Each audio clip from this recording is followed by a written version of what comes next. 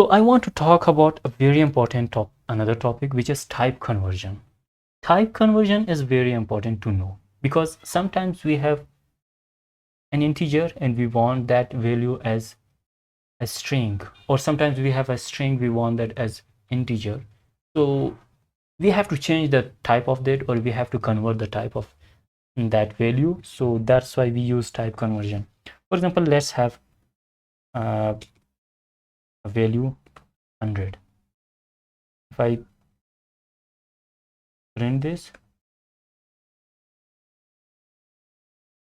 it is 100. So let's say, what is the type of this 100? The type is integer. Well, if I convert this into string, what happens?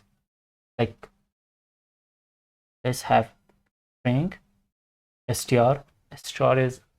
Str stands for string, the class string. Now let's run this.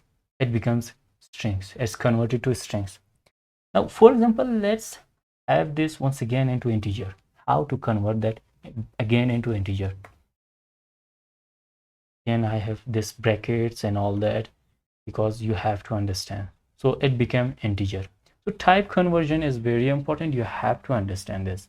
If I have some kind of number or some kind of float, so we want to change the type, we can convert that the type into string, integer, or any data type we want. So this is very short video, and I hope you understand completely.